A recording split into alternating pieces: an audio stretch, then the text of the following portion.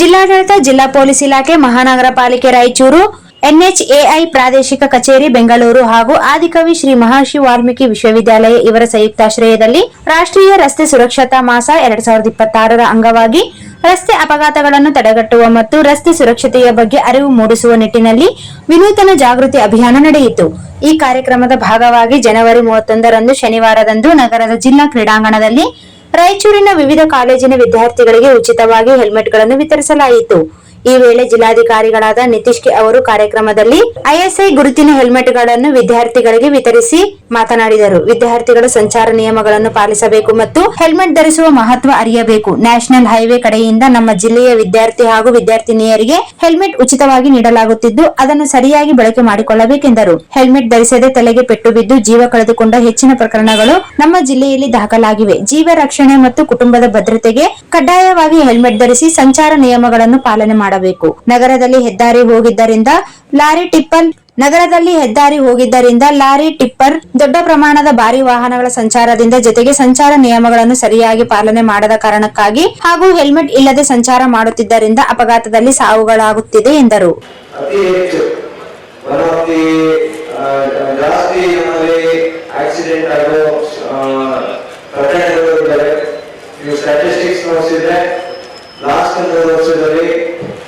ರಾಯಚೂರು ಜಿಲ್ಲೆಯಲ್ಲಿ ಅತಿ ಹೆಚ್ಚು ಬೇರೆ ಬೇರೆ ರೀತಿ ಅಪಘಾತಗಳು, ಆಕ್ಸಿಡೆಂಟ್ ಎಲ್ಲ ಆಗಿದೆ. ಸೊ ಮುಖ್ಯವಾಗಿ ಇದಕ್ಕೆ 2-3 ಕಾರಣ ಇದೆ. ಮೇನ್ ಆಗಿ ಒಂದು, ನಮ್ಮಲ್ಲಿ ಇನ್ನು ಡ್ರೈವಿಂಗ್ ಮಾಡಬೇಕಾದ್ರೆ ಯಾವ ತರ ಮಾಡಬೇಕು, ಸೇಫ್ಟಿ ಮೆಷರ್ ಏನು ಹಾಕೋಬೇಕು, ಮತ್ತೆ ತುಂಬಾ ಅಡಾಡಿಯಾಗಿ ಓಡಿಸೋ ಪ್ರಕರಣಗಳನ್ನು ನಾವು ನೋಡಿದ್ದೀವಿ. ಎರಡನೇದು ಏನಾಗಿದೆ, ನಮ್ಮ ಪರ್ಟಿಕ್ಯುಲರ್ಲಿ ಸಿಟಿಯಲ್ಲಿ ಬೇರೆ ಕಲಬುರಗಿ ಇರ್ಬೋದು, ಮೈಸೂರು ಇರ್ಬೋದು, ಆ ಥರ ಒಂದು ರಿಂಗ್ ರೋಡ್ ಇಲ್ಲ. ಸೊ ನಮ್ಮ ಜಿಲ್ಲೆಯಲ್ಲಿ ಅತಿ ಹೆಚ್ಚು ಕೃಷಿ ಅವಲಂಬಿತ ಜಿಲ್ಲೆ ಆಗಿರೋದ್ರಿಂದ ಈ ಸೀಸನ್ ಅಲ್ಲಿ, ಹಾರ್ವೆಸ್ಟಿಂಗ್ ಸೀಸನ್ ಅಲ್ಲಿ ಪರ್ಟಿಕ್ಯುಲರ್ಲಿ ಜೋಳ ಇರ್ಬೋದು, ಅಕ್ಕಿ ಇರ್ಬೋದು, ಆಮೇಲೆ ಕಾಟನ್ ಇರ್ಬೋದು, ದೊಡ್ಡ ದೊಡ್ಡ ಟ್ರಕ್ಗಳು ಸಿಟಿ ಒಳಗಡೆ ಬರೋ ಅನಿವಾರ್ಯತೆ ಇದೆ. ಆ ಕಾರಣದಿಂದ ಆಕ್ಸಿಡೆಂಟ್ ಸಾಧ್ಯತೆ ಜಾಸ್ತಿ ಇದೆ. ಮೂರನೇದು, ಕೆಲವೊಂದು ರೋಡ್, ಫಾರ್ ಎಕ್ಸಾಂಪಲ್ ನಮ್ಮ ರಂಜಿ ಸರ್ಕಲ್ ಇಂದ ಶಕ್ತಿನಗರಕ್ಕೆ ಹೋಗೋ ರೋಡ್ ತುಂಬಾ ಟ್ರಾಫಿಕ್ ಲೋಡ್ ಜಾಸ್ತಿ ಇದೆ. ಬಟ್ ರೋಡ್ ಬರೀ ಟೂಲ್ ಲೈನ್ ಇದೆ. ಅದಕ್ಕಿಂತ ಹೆಚ್ಚಾಗಿ ಏನು, ಈ ವೇಳೆ ಗೌರವಾನ್ವಿತ ಹಿರಿಯ ಶ್ರೇಣಿಯ ದಿವಾಣಿ ನ್ಯಾಯಾಧೀಶರು ಹಾಗೂ ಜಿಲ್ಲಾ ಕಾನೂನು ಸೇವೆಗಳ ಪ್ರಾಧಿಕಾರದ ಸದಸ್ಯ ಕಾರ್ಯದರ್ಶಿಗಳಾದ ಎಚ್ಎ ಸಾತ್ವಿಕ್ ಅವರು ಮಾತನಾಡಿದರು.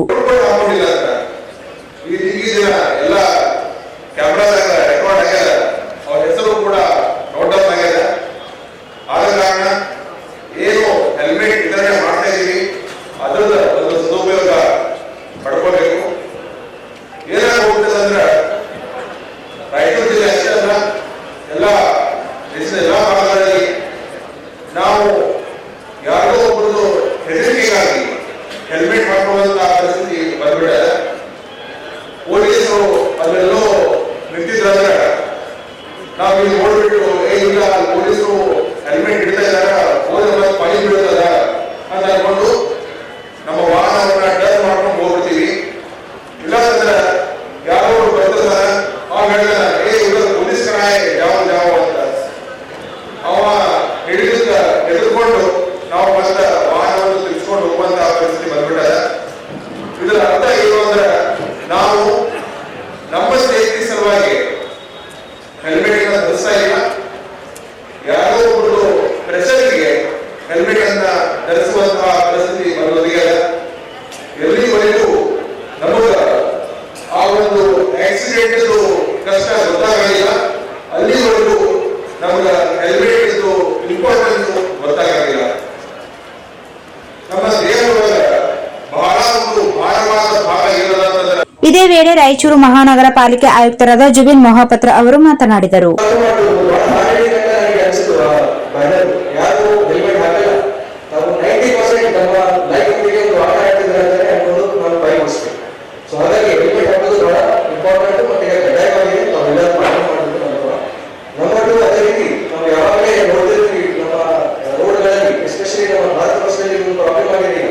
ಇನ್ಸ್ಟಾಗ್ರಾಮ್ ರೀಲ್ಸ್ಗೋಸ್ಕರ ಬಹಳಷ್ಟು ಚಿಕ್ಕಮಕ್ಕಳು ಕೂಡ ಈಗ ಸ್ಟ್ಯಾಂಡ್ಸ್ ಎಲ್ಲ ಮಾಡ್ತಾರೆ. ನಾನು ರಾಯಚೂರು ನಮ್ಮ ಲಿಕ್ಸಿಪುರ ರೋಡ್